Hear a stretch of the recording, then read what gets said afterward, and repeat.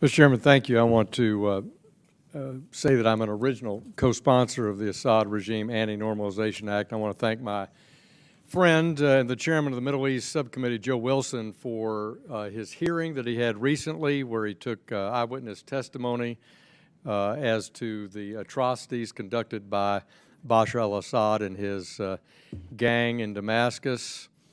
I want to appreciate his steady hand at overseeing what's happened in the past 12 years in Syria and communicating to the American people what has been the result of Assad's brutal promise to his own citizens in 2011, 2012, when he said, Assad or burn the country. And he has certainly burned the country and will, I hope, pay the price through the UN mechanism for war crimes, for what's taken there. And I hope that the American people understand that his co-conspirators include Iran and Russia in propping up this regime, and that in no way should the Arab nations seek to normalize relations with Assad. It's a huge mistake. It's a diplomatic mistake. And they clearly never learned President Reagan's admonition of trust but verify, because they have invited Assad to the Arab League meeting and now to the next COP meeting with no preconditions, Mr. Chairman. There are no preconditions. And so this mass murderer who has disrupted the entire Middle East region, put Lebanon at risk, been a partner with Iran, the arch enemy of the Gulf states, is paying no price and is committed to no concrete change as to the conduct of his operation.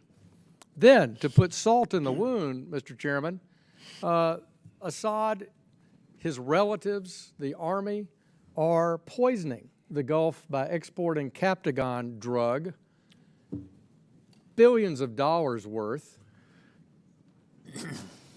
across the Gulf and to Europe. So in addition to being a mass murderer, he is a drug kingpin. And this Congress has recognized that by the Caesar sanctions legislation and by attaching to the NDAA last December my Captagon Act, directing the Secretary of State to craft a strategy to interdict and end Captagon and cut off the funding to the Assad regime. And yet last week, I was in Jordan, in Amman, and in Jerusalem and in Cairo at the time this news was breaking, watching the reactions of our friends in the community relate to it, and in disbelief, really. In disbelief that there was just a vesting of the Assad regime back into the Arab League and pay no price.